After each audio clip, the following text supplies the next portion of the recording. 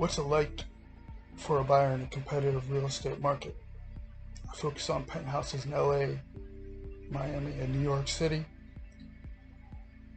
I have a little bit different view. I don't focus in on just the cities. I focus in on zip codes as the density of, and I go specifically for condos. Depending on what app I'm using, it'll include townhouses or apartments. But I just focus in on the condos. And in those markets of Los Angeles, Miami, and New York City, they're healthy markets in the condo sector of real estate, with months to years of inventories at every price level. In Los Angeles, you can go up to a high of just over 20 million. Same in Florida. In New York City, you're getting close to a couple $100 million. Well, there's inventory, solid amount above 50 million, and a huge amount of inventory above 10 million. We have this amount of inventory. Some may view it as saturated, though at the price point that we're talking about with regards to strictly penthouse living, not condo living. As a buyer, you're set on creating a lifestyle for yourself. So you know that you want to be in one of these areas. You like what they have to offer as a city for whatever reason it is. So there's not going to be an issue finding a penthouse unit to call home or to be a spot to stop over for the weekend. When we stay fixated on that thought right there, we're purchasing the development and everything in it and the neighborhood around it. So it's about finding that lifestyle. So in New York City, with new construction, we have pre-World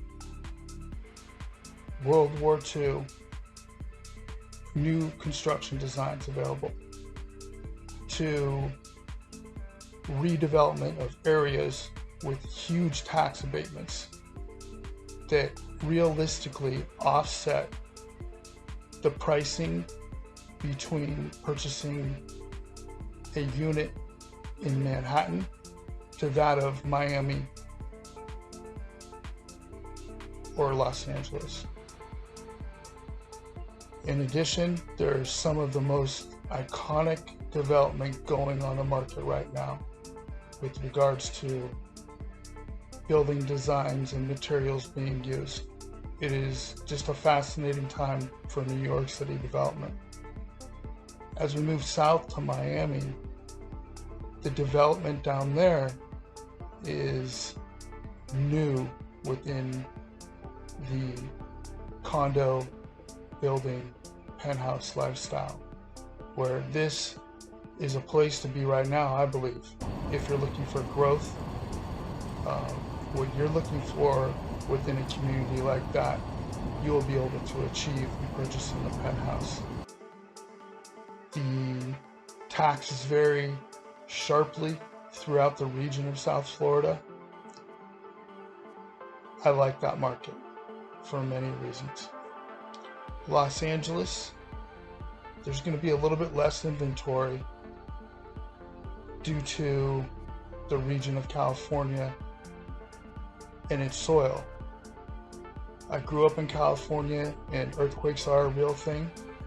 Building materials, engineering is improving. I also take a step back and I go, there are high rises, so why aren't there more high rises?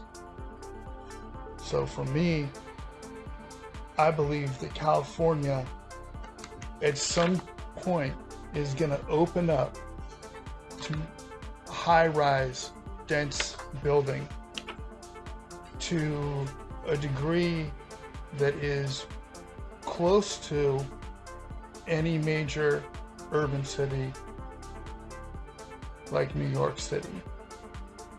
Maybe a little bit different, where there'll be pockets of high-rise living, and then blocks without any. I don't see an actual New York City landscape with regards to how the buildings start to take shape, how the skylines are taking place. Something will need to be done out there to accommodate needs, and the only way to do that is to build to the sky now,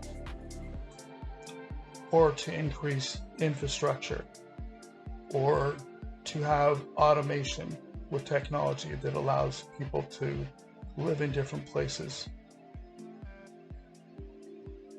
So let's open up the conversation about a competitive buyer's market. And again, I'm licensed in California, Florida, and New York to be able to have this conversation. I grew up in San Jose, California. I spent over 30 years in and out of the Bay Area.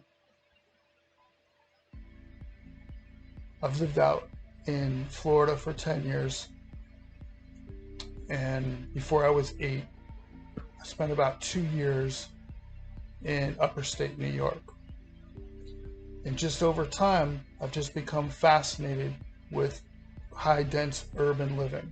I just believe that it is the way to live.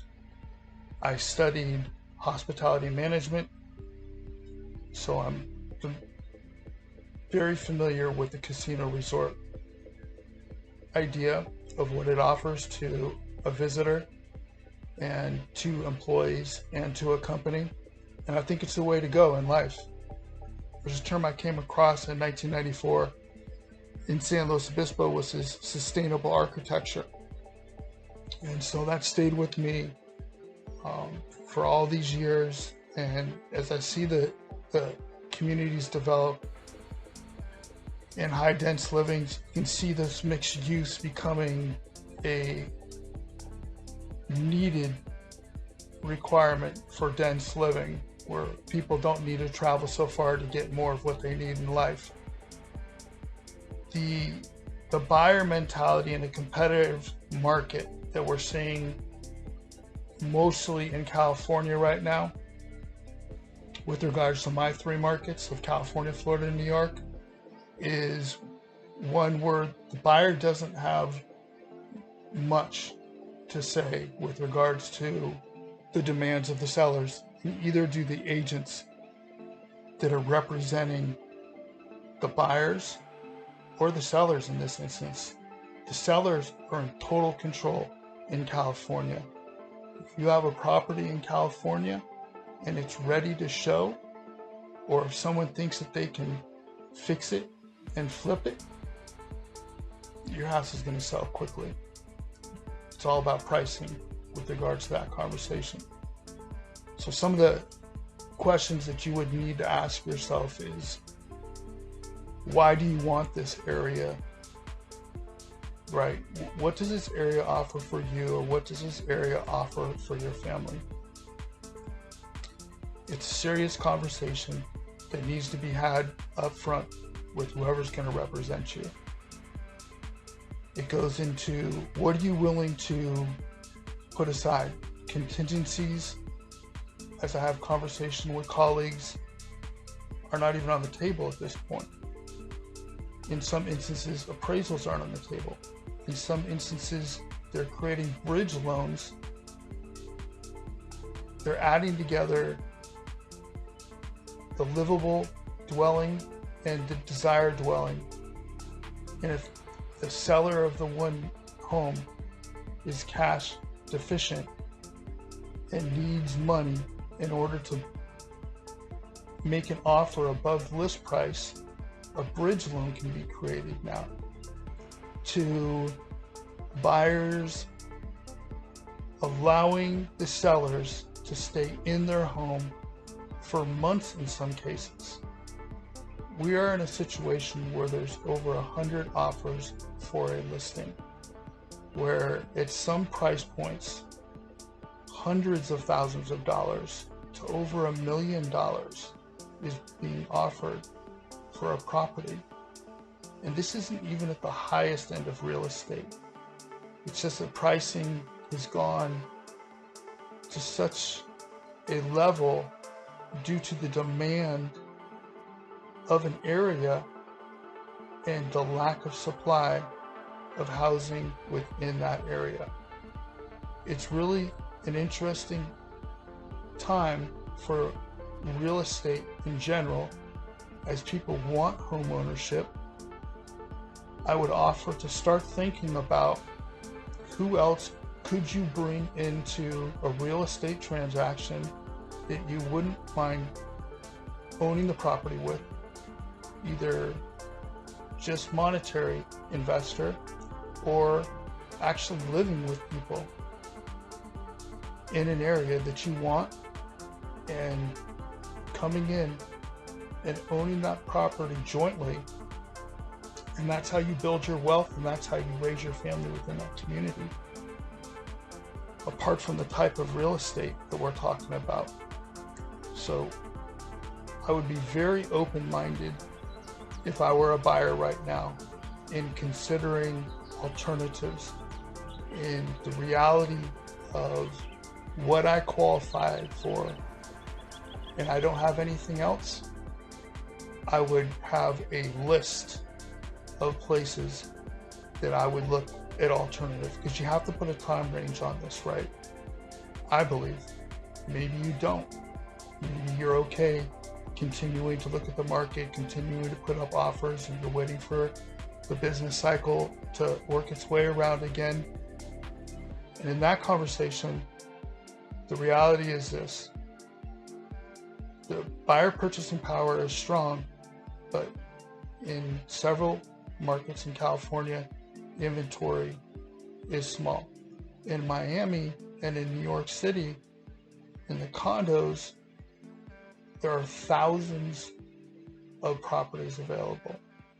So it's a saturated market, and buyers have something to work with. In California,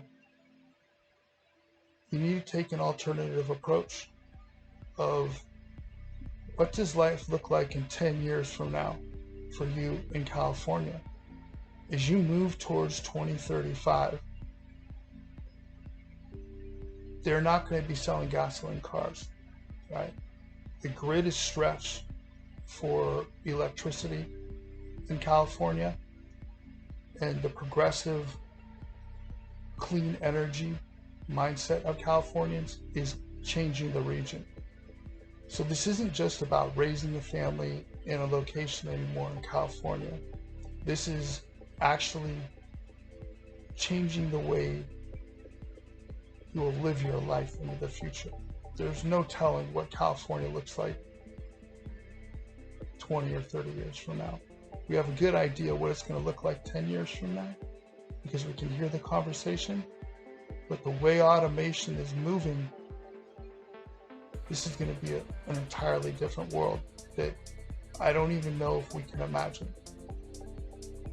When we talk about Miami's very progressive in its development right now, and it's allowing developers to build to such a degree that if you have an idea and you have financing and you have a great developer, they're going to allow you to put your project online. And I believe that there are many areas within New York City that are open for that conversation as well. Whether my focus in Manhattan or throughout the boroughs, I believe that developers can find those properties, even at the highest end of Upper East Side,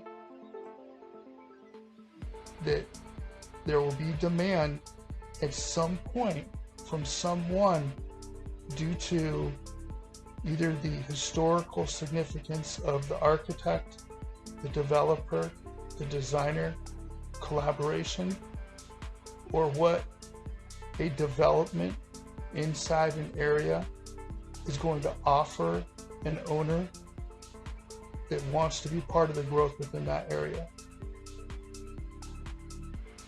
As a buyer, simply have an open mind and be very realistic in your approach to this. This is a time where you're either going to have a lot of options, and you got to be prepared for the growth within the area, a lot of change, a lot of construction, or you're going to be pressed to come up with alternative ways to finance this if you can't come in all cash.